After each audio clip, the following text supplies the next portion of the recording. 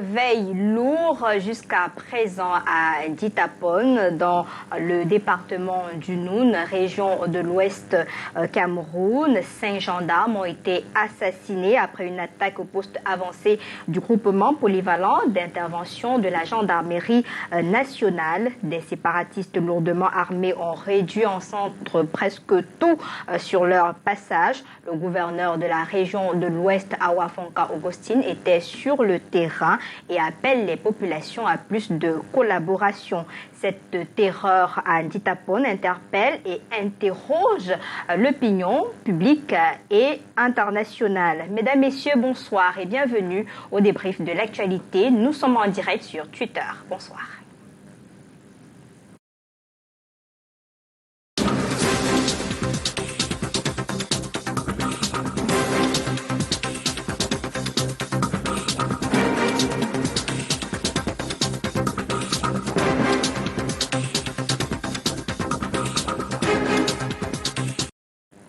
Terreur à Ditapone, l'attaque des séparatistes qui interpelle et interroge, c'est l'axe principal du débat de ce soir. Nos invités sont déjà présents. Je commence par le doyen de ce plateau, Cyril Sambaka, président national de l'AFP. Bonsoir et bienvenue. Bonsoir Lille, bonsoir à tous les copanélistes. Je dois dire que le sujet est tellement important pour notre pays, pour nos populations, pour le devenir du Cameroun, que je me suis permis de ne pas vous dire non à votre invitation. Merci beaucoup pour votre disponibilité. Fa Elvis Taillon nous vient du parti de l'opposition dénommé MRC. C'est une première sur le débrief de l'actualité. Avec moi, bien sûr. Bonsoir et bienvenue.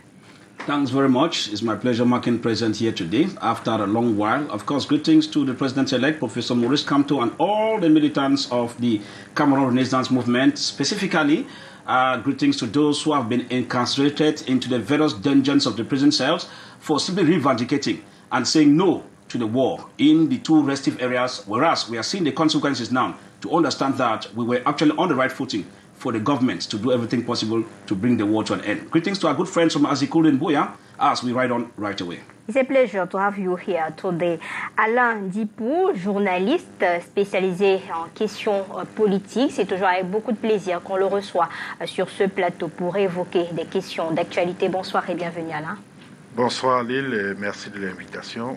Je suis un peu écœuré parce qu'il s'agit du village de mes grands-parents maternels et je voudrais m'incliner devant toutes les âmes qui ont perdu leur vie à la suite, n'est-ce pas, de cette autre attaque qui est l'objet, n'est-ce pas, de notre débat de ce soir. D'accord. Merci donc de l'invitation et que le Seigneur ait l'âme de ceux qui sont partis dans ces attaques. D'accord, c'est toujours avec beaucoup de plaisir qu'on vous reçoit sur ce plateau pour évoquer justement des sujets d'actualité. Comme je l'ai dit à l'entame, Guy Stéphane Niasset est également homme politique, mais il nous vient du Rassemblement démocratique du peuple camerounais. Bonsoir et bienvenue. Merci, bonsoir. Bonsoir aux doyens, bonsoir Alain et Fa Elvis. Bonsoir aux nombreux téléspectateurs de Canal 2. Je suis content que vous m'ayez invité. Le sujet est suffisamment grave ce soir pour que je m'incline aussi devant la mémoire de tous ces Camerounais qui ont perdu la vie. J'imagine la peine de ces familles-là et j'espère qu'à la fin de cette émission, ces familles pourront trouver un léger réconfort. D'accord, et on aura au cours de ce programme la réaction de Raoul Soumo, géostratège depuis Genève, qui analyse tout ce qui se passe depuis quelques jours au pays. Alors je commence par vous, Alain. Le GPIC attaqué par des séparatistes, 5 gendarmes au sol, 4 blessés, bâtiments brûlés, véhicules également. Quelle nouvelle ? Le bilan est lourd, Lille, vous l'avez dit dans votre mot introductif. Je suis un peu surpris lorsque j'entends un soldat faire des témoignages qui tournent en boucle sur des réseaux sociaux de ce que hier on accusait le dysfonctionnement dans le système de renseignement. Aujourd'hui, avec l'attaque de Jitapon, ce n'est plus le cas parce que si l'audio qui tourne en boucle sur les réseaux sociaux, l'audio du soldat en question, est vérifiable et vérifié, si ce n'est pas un montage, j'ai froid au dos. Parce que cette attaque est intervenue au moment où l'alerte avait été signalée. Il y a plusieurs indices qui ont montré que la zone avait été visitée par des personnes étranges. Et le signal a été donné au niveau de Yaoundé pour informer de ce qu'il y a le général Nopiti. Qui revendique d'ailleurs cette attaque. Si effectivement, on l'a bien vu déambuler dans les rues de Jitapon et autres, comme c'était jour de marché le lundi à Jitapon. On l'a vu 5 jours auparavant. On l'a vu avec la cinquantaine de ses lieutenants. Pourtant, on l'avait annoncé pour mort. Hein. Bon, vous voyez que finalement, Nopiti ne va pas crever à la suite de ce qu'on lit sur les réseaux sociaux. D'accord. Mais sur le terrain, on constate qu'il est vraiment sans pitié. Et moi, je disais d'entrée de jeu que j'ai froid dans le dos parce que je ne peux pas concevoir que des assaillants investissent une bougade comme Jitapon, un village comme Jitapon, et que l'effort de dénonciation soit fait par les populations, le signalement transmis à qui de droit, et que par un manque de proactivité, on en soit aujourd'hui à compter les morts et les nombreux dégâts. Donc tout simplement pour dire que si ceux qui s'occupent du traitement des informations qui viennent du terrain, lorsqu'il y a des alertes de cette nature, ne sont pas proactifs, alors il faut revoir un peu le système. Parce que hier, lorsqu'il y a eu d'autres attaques ailleurs, on pointait du doigt le déficit du système de renseignement. Aujourd'hui, pour le cas qui est sur la table de nos échanges, il n'est pas question de dire qu'il y a eu une défaillance dans le système d'information. Tout simplement parce que on les a vus venir, on a dénoncé, mais Yaoundé a tardé à donner le temps qu'il fallait pour que la sauce soit mise pour mettre ces gens-là hors d'état de nuire. Et donc c'est pour cela que dans ma première prise de parole, je voudrais humblement demander à nos soldats de défense, nos soldats de défense d'être plus vigilants, surtout ceux qui ne sont pas au front, mais qui s'occupent de la coordination des actions à distance. Alors Cyril, des hommes lourdement armés arrivent via le fleuve Noun de minuit à 3 heures, opèrent véritablement sans être inquiétés. Oui, vous savez, s'il y a un poste avancé à cet endroit, c'est qu'il y avait des menaces. Et il y a quelques jours, rappelez-vous qu'à Bangourin, on a enlevé 15 personnes. Et c'est pendant qu'ils partaient avec ces personnes qu'il y a une voiture qui venait en face. Ils ont cru que c'était l'armée. Et ça a permis à 3 de s'échapper. Il y a eu 12 qui sont partis. Et 10 ont payé des rançons. Ils ont payé des rançons. Ça date de quelques jours. Donc jusqu'à présent, il y a encore 2 qui sont détenus. Alors ce monsieur qu'on appelle Nopiti, en réalité, moi je pense que c'est un lâche. Parce qu'il ne frappe que par surprise et il n'affronte pas l'armée camerounaise en face. Mais il aime les buzz, il aime le sang et il le fait. Sauf que, on doit dire, quand même, le Noun, c'est un espace que je connais bien. Hein? Ben, pour quitter de Koutaba, arriver là-bas, il ne faut pas faire un voyage extrême. 1 heure. Donc, on a à peine 1 heure. Et il y a quand même un camp militaire à Koutaba. Et je pense que quand on fait un poste avancé avec 8 personnes, ça veut dire qu'ils ont des moyens de communication et que s'il y a le moindre problème, on doit pouvoir alerter. Alors, des renseignements que moi j'ai, il s'avère que ces gens sont venus avec des roquettes, avec des armes lourdes, Des kalachnikovs. et ils ont commencé à pilonner. Ils ont commencé à pilonner.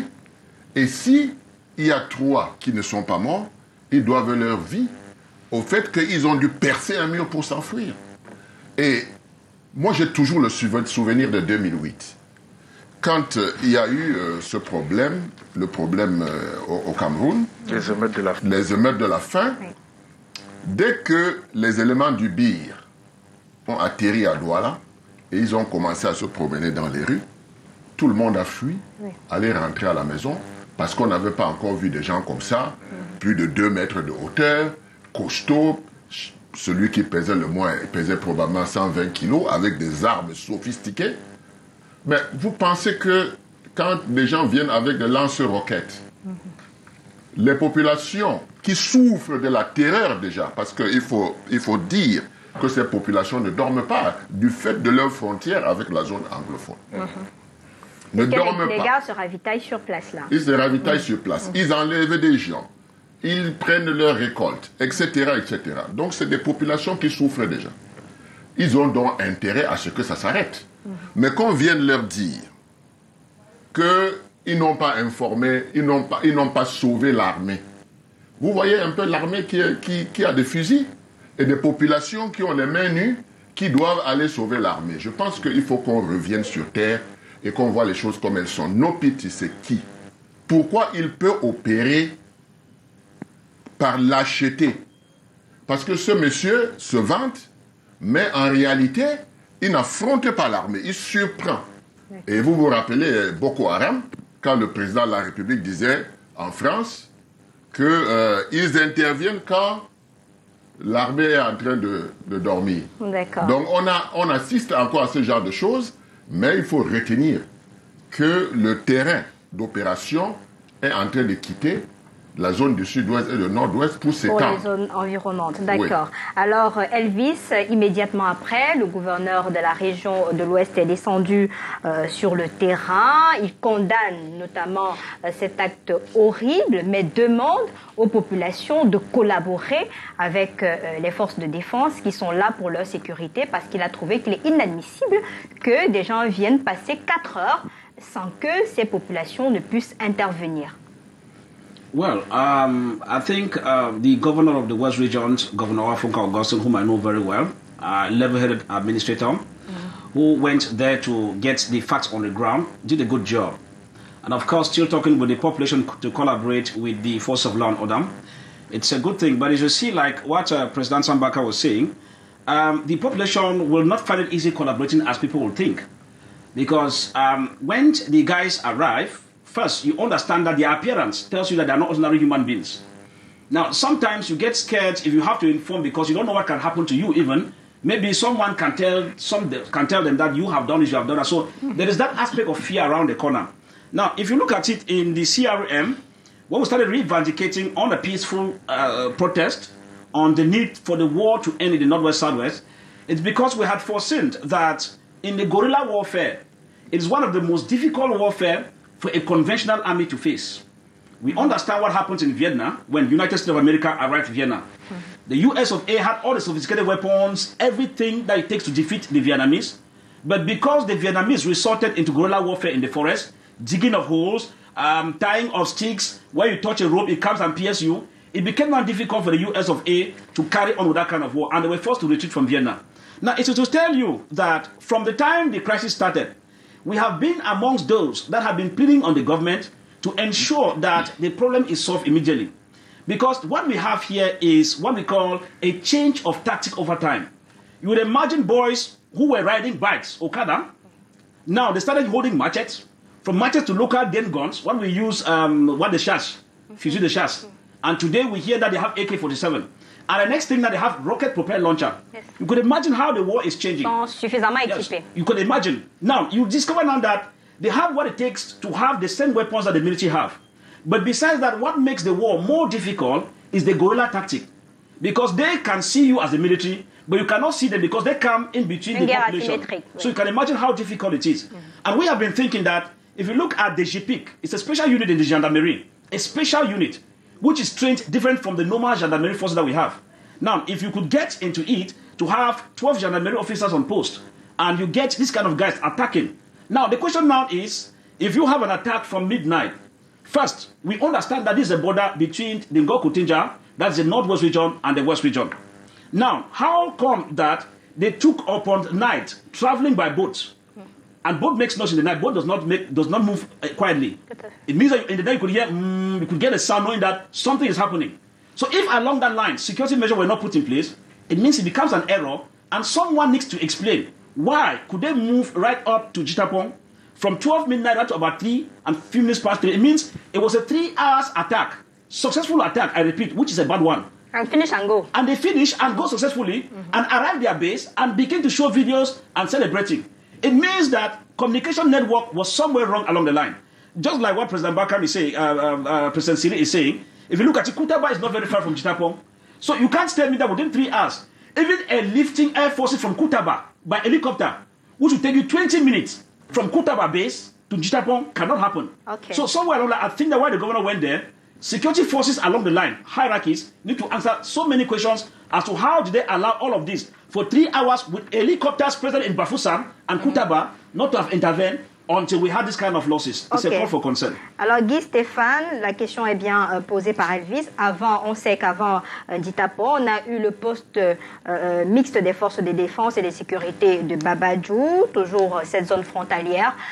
Comment ne pas prévoir, on pouvait éviter ça quand même, puisqu'on sait déjà que la frontière, il y a un problème avec les deux rives. Est-ce qu'on pouvait éviter cela, puisque le fleuve, les gars sont passés par le fleuve Noun, qui est quand même la voie qui limite les deux parties du pays. De mon point de vue, régions, en fait, oui. Il y a une certaine élongation de notre armée, parce que ce conflit dure et s'enlise. Quand un conflit dure comme le nôtre, comme ce conflit qui est au sein de notre pays, l'armée parfois relâche, se fatigue. Ce n'était pas une guerre qui était complètement préparée. Ça, c'est la première chose. L'armée n'était pas prête à aller dans une zone où vous allez être en guerre avec des personnes avec qui vous partagez le repas, avec les personnes qui quittent vos frères, vos épouses, votre belle famille, des personnes avec qui vous faites le quotidien. C'est la première chose. Donc, il faut dire qu'il y a déjà ce stress mental, ce stress énorme que nos forces armées subissent au quotidien. Parce que ce n'est pas facile de vous attaquer à des personnes que vous aimez, à des personnes avec qui vous avez partagé votre enfance et vos vies. L'autre chose, c'est que quand on a une guerre, quelle que soit la guerre qu'on a, on a ce genre de résultat. Parce que vous avez une armée qui est en face de personnes qu'elle ne peut pas identifier. Les sécessionnistes sont qui? Ces terroristes sont qui? Ce sont des personnes qui, en journée, sont boutiquiers, sont des travailleurs. Et c'est en soirée que ces personnes portent d'autres costumes. Moi, j'aimerais vraiment insister sur un pan. Qui leur donne ces armes? Qui les finance? Parce que c'est peut-être là où on ne veut pas mettre le doigt lorsqu'on débat. Mais remarquons qu'ils ont progressé. Elvis l'a dit. Ils sont partis des motos, des machettes, des armes traditionnelles. Aujourd'hui, ils ont des armes automatiques.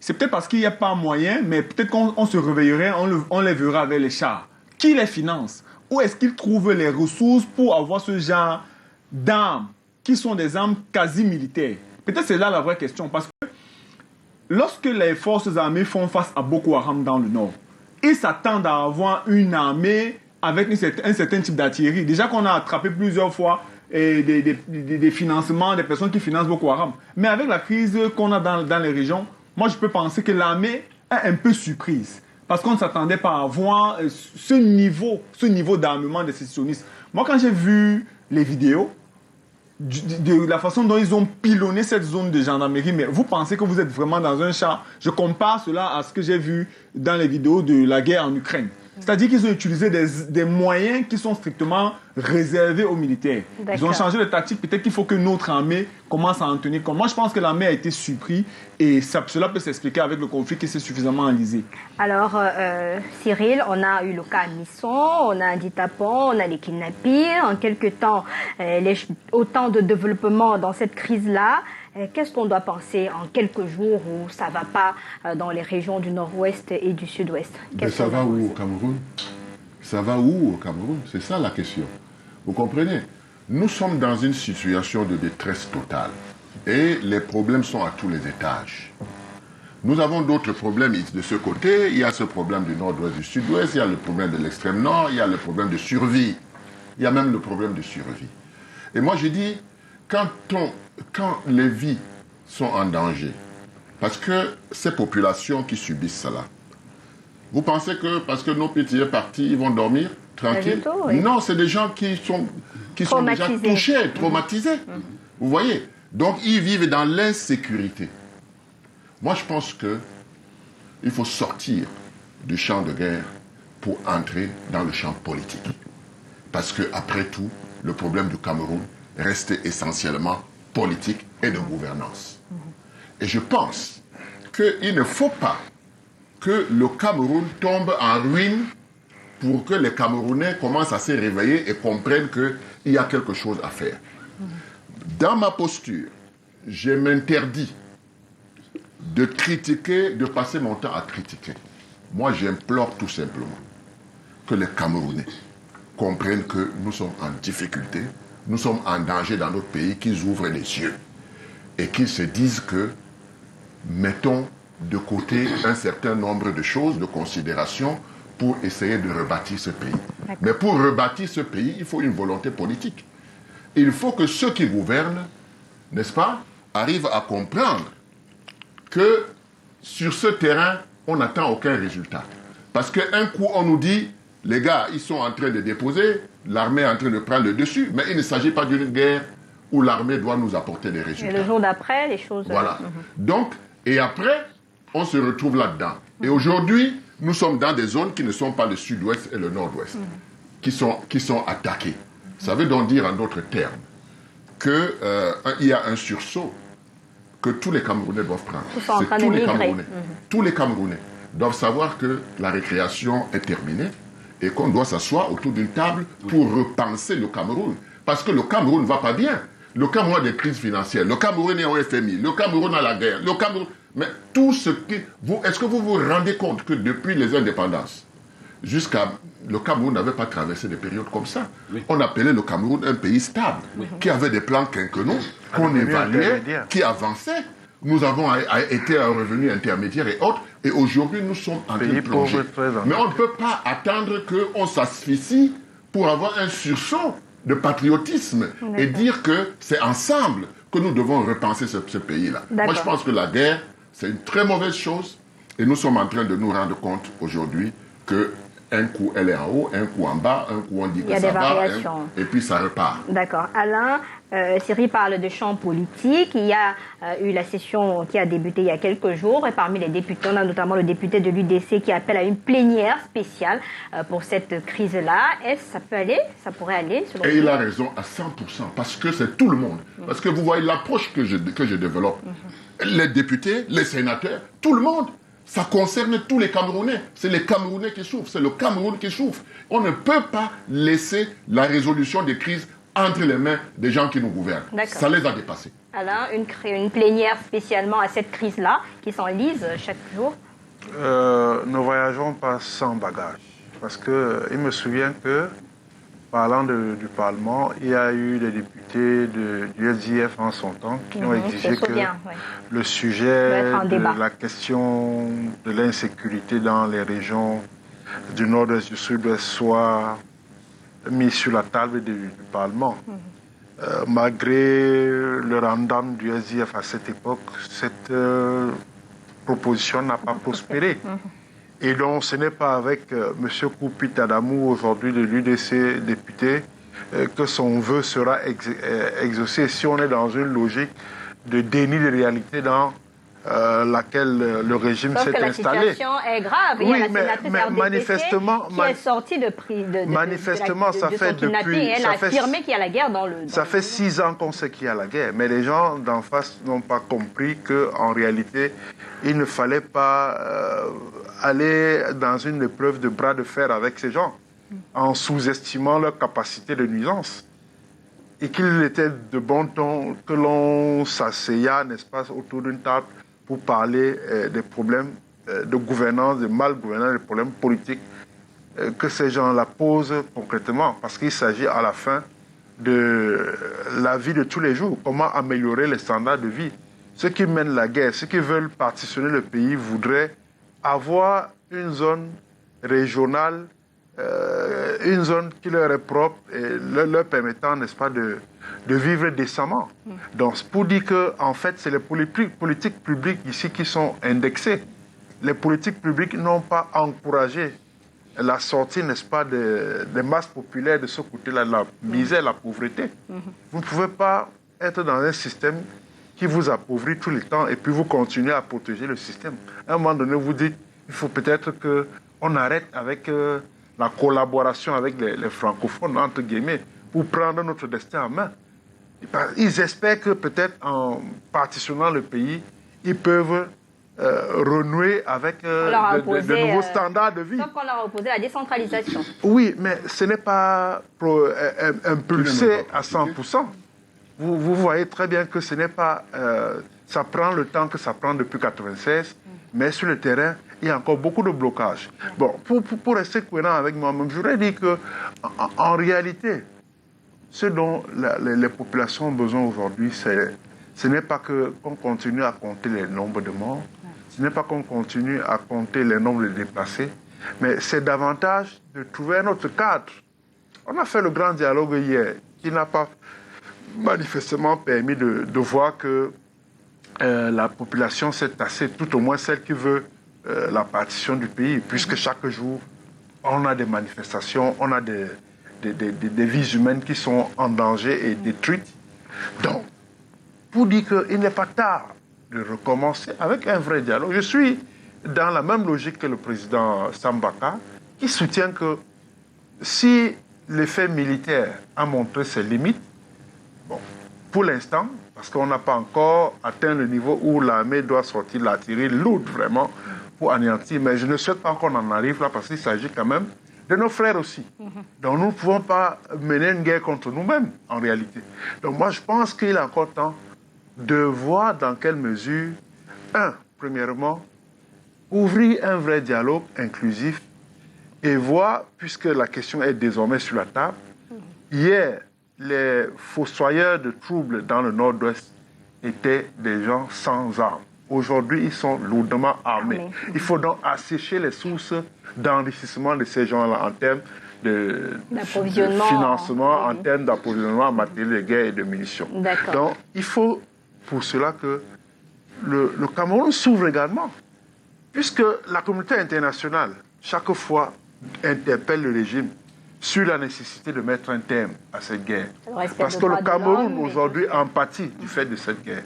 Vous savez, c'est pas de moi. Les deux régions ont été placées sous le régime économiquement sinistré. C'est deux régions qui sont économiquement sinistrées. Avec un statut spécial aussi. Voilà, un statut spécial qui est, de mon point de vue, dont le contenu n'est pas... Il n'y a aucun contenu. Dont le contenu est flou et vide. Et donc, il va falloir travailler à ce que les belles promesses d'hier soient traduites dans les faits. Si on a opté pour une décentralisation vraiment progressive, vraiment, on n'aille à pas de charge pour que, effectivement, les populations ressentent que leurs préoccupations sont prises à la base par l'élite locale et désormais, c'est avec cette élite locale-là qu'il faudrait composer pour que les standards de vie changent. Parce que c'est de ça qu'il est question. Ça fait 5 années où le Cameroun est en guerre, plus de 6 000 morts sur le terrain, civils, forces de défense camerounaises et bien d'autres. Plus d'1 million de déplacés internes. Nous sommes en 2022. On a eu quand même un grand dialogue en 2019. Qu'est-ce qui coince pour qu'on en finisse définitivement avec cette crise-là? Il y a eu quand même de belles résolutions de ce grand dialogue-là. Et en 2022, on était censé ne plus avoir un enlisement dans ces zones-là. I get you very well, Madam Journalist. You talk about Grand National Dialogue and some resolutions that we arrived at.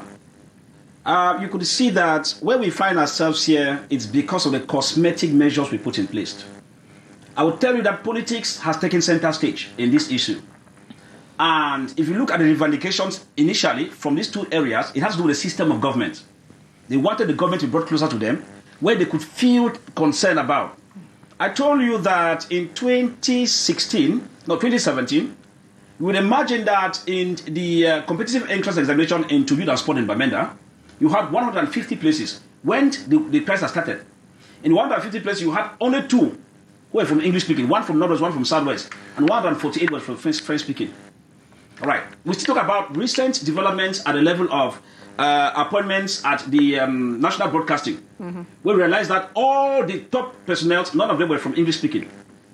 You also heard about a number of recent where you had one name coming from a particular region, as if it's a family name. Now, these are the things we tell you that the moment you're unable to share the national cake in an equivalent manner, it becomes a problem. Now, what I tell you, Madam Journalist, is the fact that the regime in place, kangaroo as it is, accounts for where we are today. Because politicians took center stage. Every time, took us to control. Every time, took us to control. That is their word.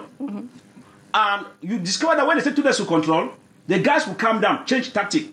Before they hear it, another boom, it has happened. Now, do you imagine that yesterday in Manfe, when they attacked the district hospital in Manfe, how do you explain that there is a battalion, there's an army base in Manfe, and the hospital in Manfe is burnt? Almost entire structure, excluding the lab, excluding the mortuary, and I'm sure another part known as the new pharmacy. 45 patients ont été secourus. You can imagine that an entire unit in the hospital is burned down with an army base in Manfe, in Mentown, Manfe. It's inadmissibly. Are you telling me that the non-state actors have suddenly become more powerful than the army?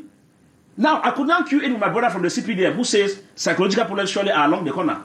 Because if you look at of recent in Nwa, we have a young army officer, detachment from Gaundere, who opened fire on his fellow colleagues after smoking Indian hemp.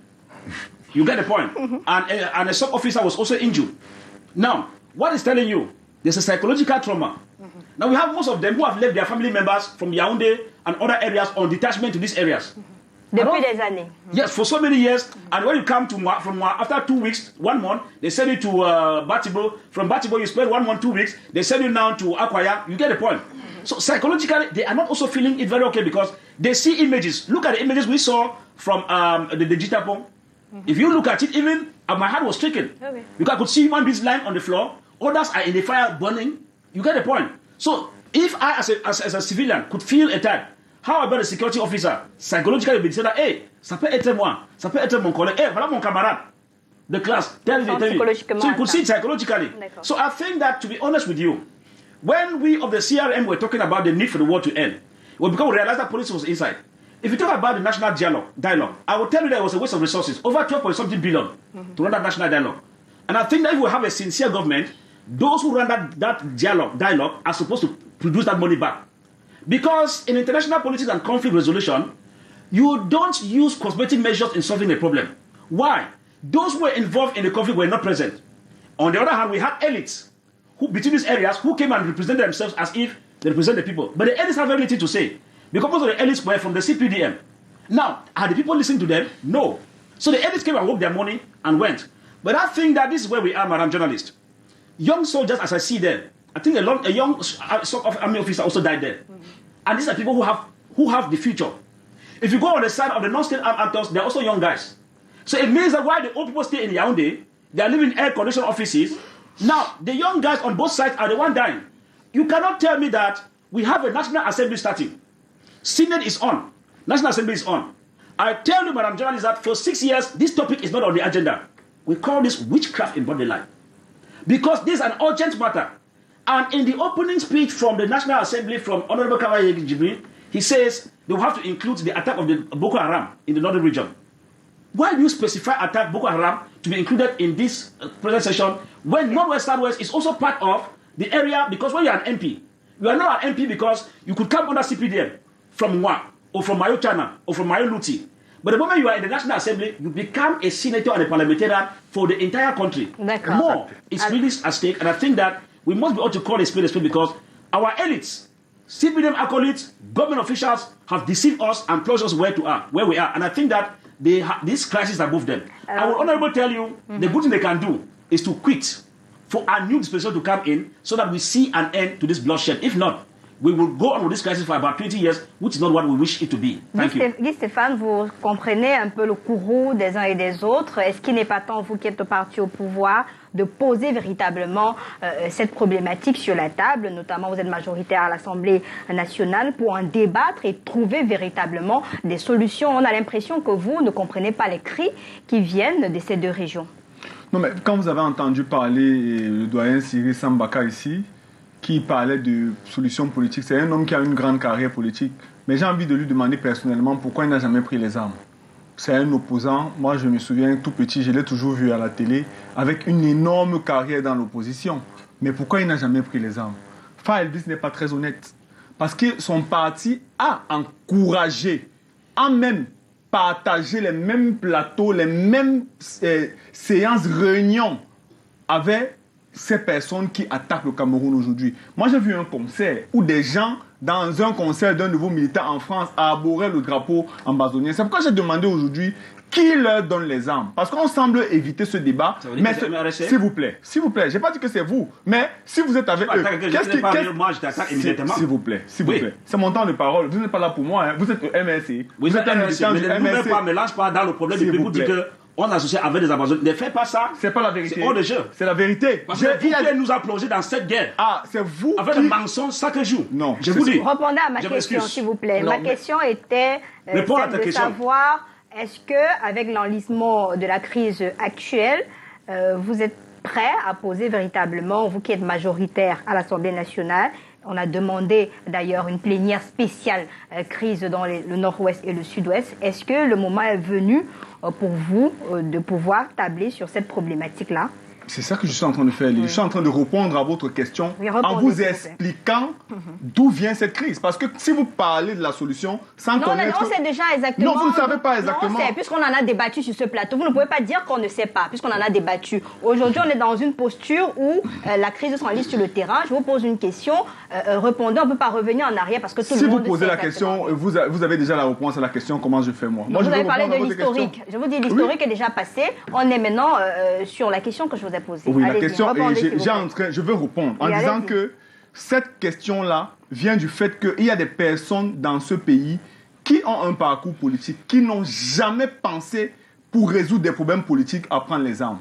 C'est ça le premier problème qu'on tente d'éviter. Parce que si on ne regarde pas ce problème froidement, du fait qu'il y a des Camerounais qui, à un moment donné, ont pensé qu'il faut prendre les armes pour changer les choses. Et ils ont eu le soutien de certains acteurs politiques. On manque une partie du débat. C'est ce que je voulais d'abord situer. Et puis maintenant, disons que quels sont les détenteurs d'enjeux dans ce conflit-là? Moi, je veux prendre l'exemple de la Côte d'Ivoire. À un moment donné, parce qu'il y avait un fin de cycle, la Côte d'Ivoire, il y a eu des guerres. C'est peut-être ce qui arrive au Cameroun, parce qu'on se rend compte que notre président est quand même en fin de cycle. On a un fin d'un mouvement au Cameroun, et puis il y a donc des personnes qui sont des détenteurs d'enjeux qui tentent d'entretenir ce chaos parce qu'ils se disent qu'à travers ce chaos, ils auront des positions peut-être qu'ils pourront, demain après-demain, lorsqu'il y aura un nouveau président, être parmi ceux qui vont décider de cela. Donc c'est des éléments qu'il ne faut pas négliger lorsqu'on veut décider. Maintenant, quand j'ai dit ça, il n'y a aucun Camerounais qui peut vous dire qu'il est contre le débat, contre le fait qu'on discute à l'Assemblée nationale ou qu'on convoque, comme le doyen l'a dit, ou comme Alain l'a dit, que les députés en discutent. Il n'y a aucun Camerounais qui est contre la discussion. Mais maintenant, le problème, c'est que nous ne tenons pas compte du fait qu'il y a des non-consommateurs absolus dans cette discussion. Ceux qui attaquent, parce que si on dit que c'est l'Assemblée ou bien le dialogue qui va résoudre le problème, on semble faire comme si ceux qui attaquent ont demandé le dialogue. Moi, j'ai personnellement vu des vidéos de ces généraux-là, je ne vais pas les citer ici pour faire leur publicité, où ils disaient que nous ne sommes plus en l'ère du fédéralisme ou du dialogue. On veut la sécession. Et c'est eux qui attaquent. Donc, si on va discuter avec ceux qui sont pour le fédéralisme ou pour quelque chose, pour les solutions politiques, pour résoudre des problèmes de ceux qui vous disent que nous, on ne va pas discuter, peut-être qu'on fait fausse route. Je ne dis pas que ces solutions sont exclusives, mais il faut vraiment qu'avant de les mettre en œuvre, on tienne compte de cela. Nous avons en face de nous des gens qui sont des non-consommateurs absolus, qui entretiennent des réseaux pour avoir de l'argent, des armes, et nous montrent qu'ils sont déterminés à progresser. Il faut les juguler. Pour les juguler, par exemple, il faut que les populations comprennent que ces gens-là ne veulent pas leur bien. Ceux qui veulent le bien, c'est peut-être des politiciens, c'est peut-être des gens qui sont au quotidien auprès d'eux, en leur montrant qu'ils veulent leur bien. Mais ces gens qui prennent les armes et qui les tuent, qui les kidnappent, qui les prennent en otage, ne veulent certainement pas leur bien. C'est il bien faut donc qu'ils les lâchent. Stéphane. Alors, on va aller prendre Raoul Sumo Tayo. Collins nous précise qu'il est déjà là pour sa réaction sur ce qui se passe au Cameroun depuis quelques jours entre mission, dit-on, kidnapping. Cette crise s'enlise. Bonjour Raoul. Bonjour Lil Pédiou. Mais avant de répondre directement à votre question, je veux relever ceci. C'est déjà une bonne chose que le gouvernement fasse le choix de communiquer, de sortir des logiques qui ont longtemps gouverné la communication gouvernementale autour des bavures de l'armée.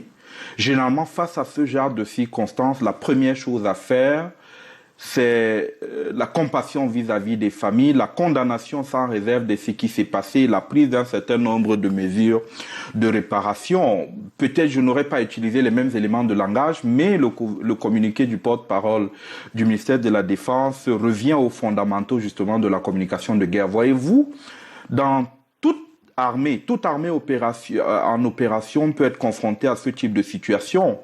Vous savez, la guerre, c'est pas une affaire d'enfant de cœur. La guerre est d'abord et avant tout un phénomène extrêmement violent. Il y a réciprocité du risque de mort. Et dans une telle configuration, il faut prendre en compte le fait qu'effectivement, un certain nombre de contraintes peuvent conduire justement à des situations désastreuses comme celle qu'on vient d'enregistrer. La première chose qui peut expliquer cet état de choses, c'est la durée des opérations. Voyez-vous, les militaires en opération, c'est des êtres humains. Ils sont soumis aux contraintes quotidiennement à la violence extrême. Et ce que moi je lis entre les lignes dans le communiqué du ministère de la Défense, c'est que c'est des gens qui ont duré en opération. Je crois savoir que la prise en charge psychologique de ces gens n'est pas optimale. Donc un mec qui est en opération 2, 3, 4 mois, est soumis à un stress qui peut arriver au stress post-traumatique et conduire à des comportements répréhensibles. Donc, il y a l'absence de prise en charge psychologique, il y a également les contraintes des opérations, mais parfois aussi, ces exactions sont liées aux faibles capacités d'encadrement, parce que historiquement, l'on sait que lorsque les hommes ne sont pas très bien encadrés, notamment avec des sous-officiers et des officiers, très souvent les hommes ont tendance à ne pas restreindre l'usage de la force, ne pas en faire un usage intelligent. Donc le troisième facteur pourrait être le déficit d'encadrement des hommes. Mais la grandeur, toute armée en opération est confrontée à ce type de problème. Nous sommes dans le cadre d'une guerre asymétrique. L'ennemi se fond comme un poisson dans l'eau au sein des populations. Et parfois, il est difficile de distinguer l'eau du poisson. Et ce qui arrive est justement le résultat d'une absence d'empathie naturelle avec le milieu. Au-delà de tous les problèmes conjoncturels que je viens de relever, il y a quelque chose de structurel qui peut expliquer justement les dérives que l'on enregistre ces derniers temps et que l'on peut d'ailleurs corréler avec ce qui s'est passé récemment dans le Noun, c'est-à-dire le meurtre de gendarmes, la mort des gendarmes camerounais en opération. La routine, le temps. Parce que généralement, dans ce type de conflit, les insurgés ont le temps en leur faveur. Ils ont le temps d'observer le dispositif, d'identifier les vulnérabilités et d'attendre au moment où l'on s'attend le moins. Ça veut dire quoi?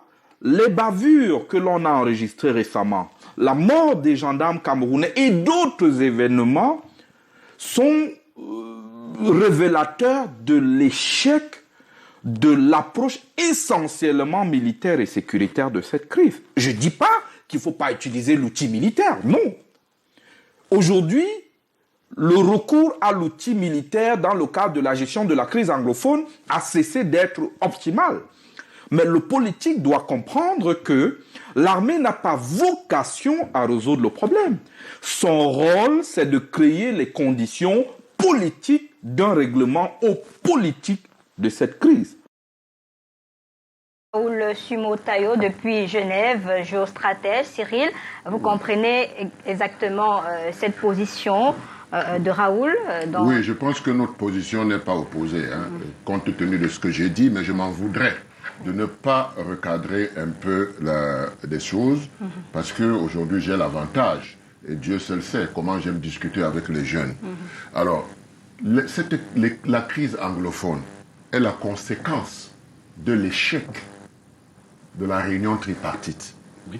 C'est-à-dire que vous n'allez rien comprendre si vous ne revenez pas en 91. Parce que 91 était aussi un point, n'est-ce pas, où il fallait absolument que les Camerounais La conséquence du choix qui a été fait au départ. Voilà.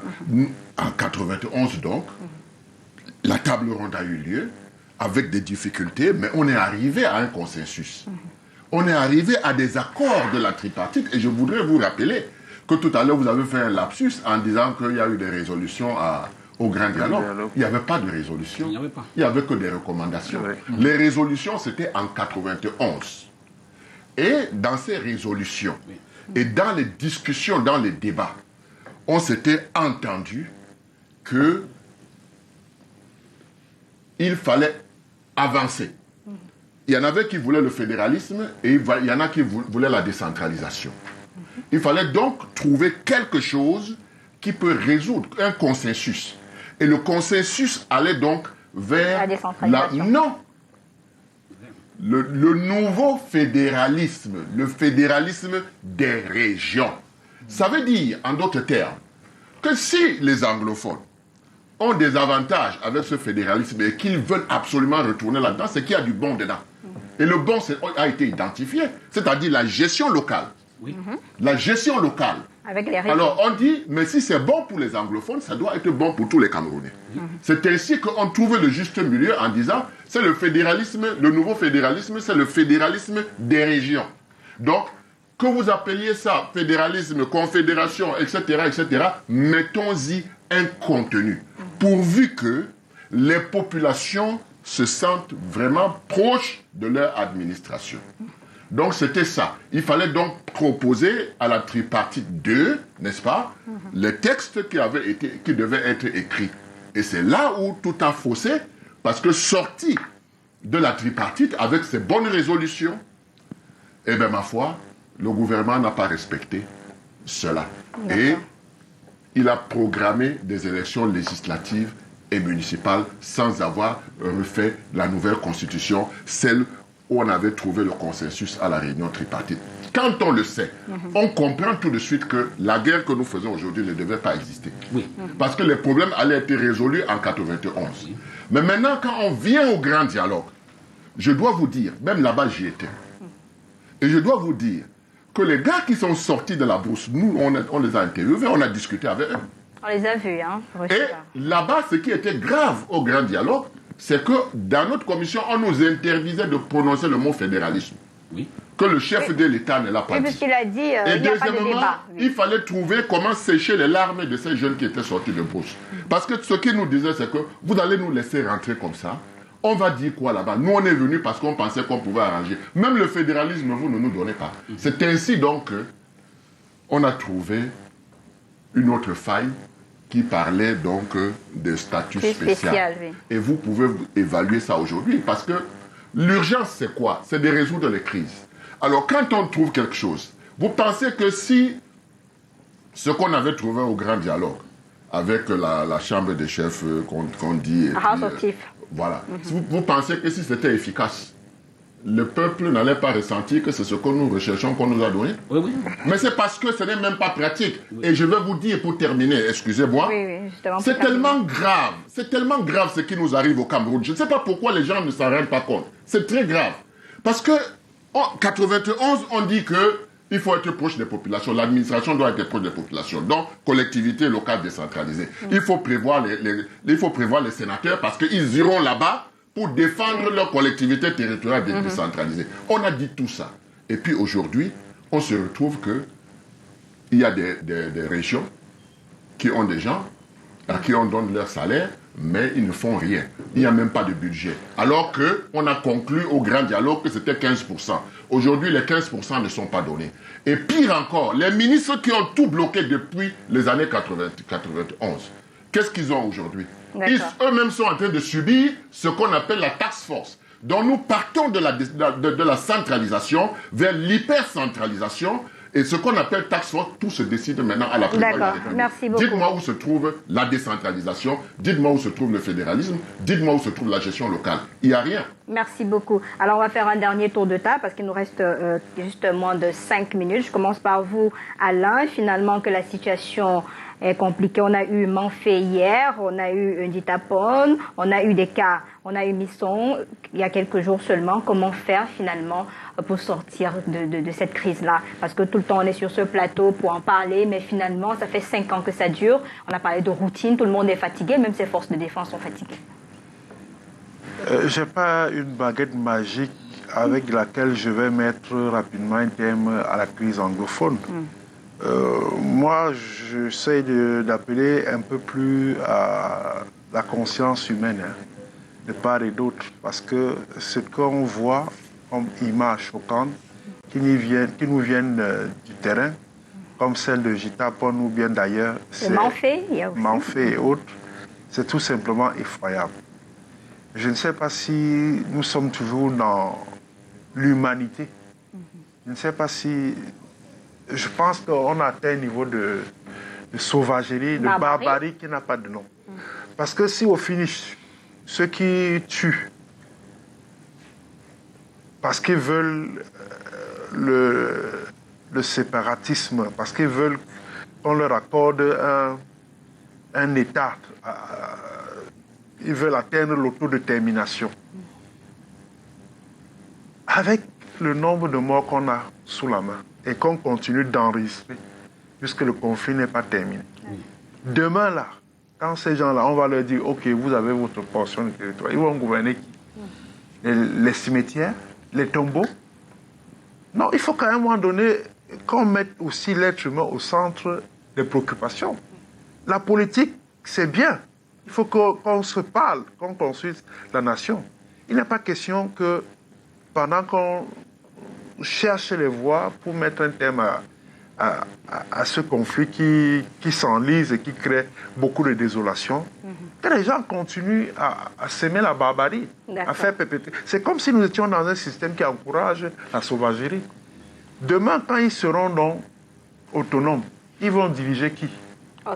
Donc, moi, je pense que même ceux de nos amis, les amis du Cameroun, qui disent être de la communauté internationale, parce qu'on a vu des gens s'agiter à l'international pour exiger que le régime essaye de résoudre ce conflit.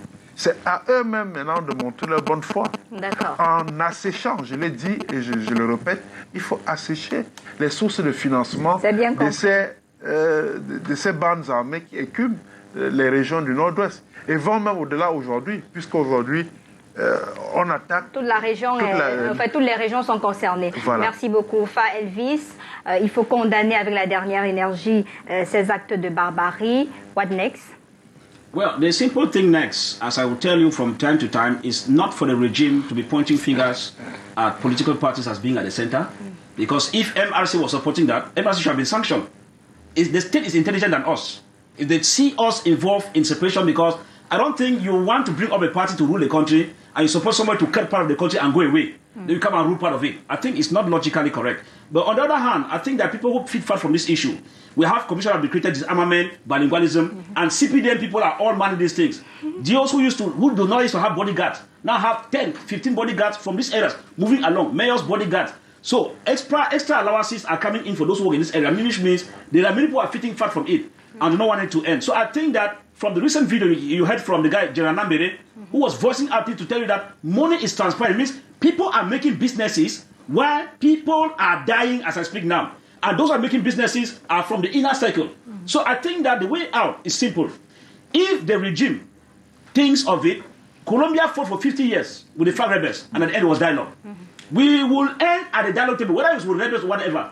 I think that if we initiate a sincere dialogue, without the masquerade order that was in Yaoundé, where we put in a place whereby all of them will come. We agree. If they like to come to Nigeria, they want to go to South Africa, we all go there and sit. If we have a sincere dialogue, I tell you, madam, this clash will end in less than no time. Because those who are holding guns, I hear the state officials say, they say, no, I'm not the one who gave them the arms. There are people who have given them the arms. We have the Ayabachu and all the like. If these people come to dialogue, the other one can call them that, yes, everything is fine, please, wait first. And there will be cessation. So, if we bring in genuine dialogue with all the stakeholders, including the fighters, the leaders, in the aspect of a taboo subject, without a form of government should cancel. Because I think the national dialogue, they said, no, some form of the government. It was an error. Mm-hmm. If you want secession, come to the table. You want federation, come. You want unity state, come. We all sit and dialogue. Okay. At that end, we will begin to solve the problem. Madam, if we don't do that, I am afraid the CPDM will continue plunging us into bloodshed, which is not what we want, because at the end of it, the administrative power will take the blame for wrong governance, which is causing the barbarism we find out here. We must condemn. Vous n'allez pas dialoguer avec les morts. CPDM. Il n'y aura jamais de dialogue avec les morts. On vous réclame encore un dialogue, dialogue sincère pour sortir définitivement de cette crise. Il y a une image qui m'a ému récemment, c'était de voir le président Laurent Gbagbo et le président Alassane Ouattara. Vous aimez beaucoup la Côte d'Ivoire. Oui, parce que c'est exactement les mêmes pays, les mêmes types de situations qui se produisent. S'il vous plaît. J'ai vu Alassane Ouattara et Laurent Gbagbo qui se serraient la main et qui souriaient. Ça m'a fait penser à quelque chose. Et ces pauvres gens qui sont morts aujourd'hui sont où? Donc, simplement, moi, je vais m'adresser aux citoyens. Parce que c'est les citoyens qui sont même les plus grands perdants dans cette guerre-là.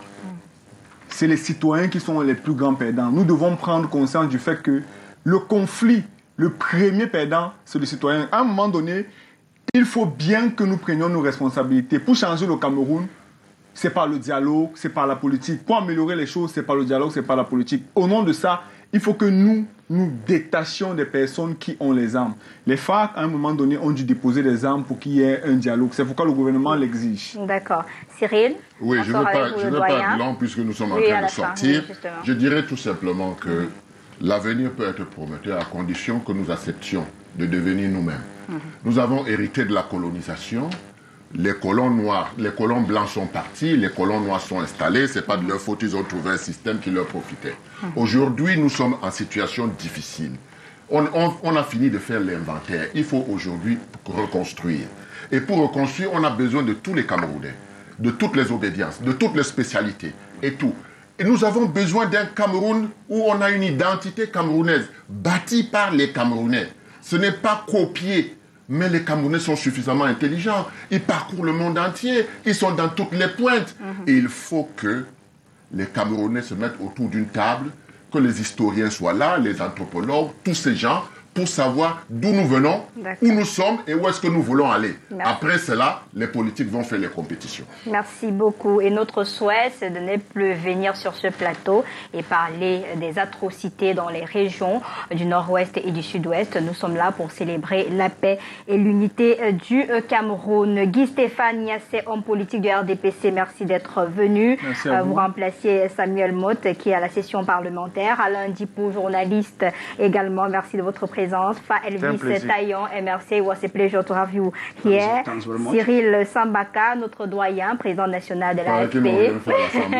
Merci beaucoup de votre présence. On dit merci également à Raoul Soumo Tayo, géostratège depuis Genève. Merci à toute l'équipe technique, Colin Sowon Chouan, Emmanuel Bivirka. Nous avons également Donald Diassev, Jean également et toute l'équipe mobilisée derrière ce programme. Tout à l'heure à 19h50, Aimé Catherine Moukouri sera là pour le journal grand format sur nos antennes. Demain, ce sera avec Marc-Lionel Chouamou pour le sport. J'aurai le plaisir d'être des vôtres la semaine prochaine, si Dieu le veut. Mais restez en compagnie des programmes de Canal 2 International. Bonsoir.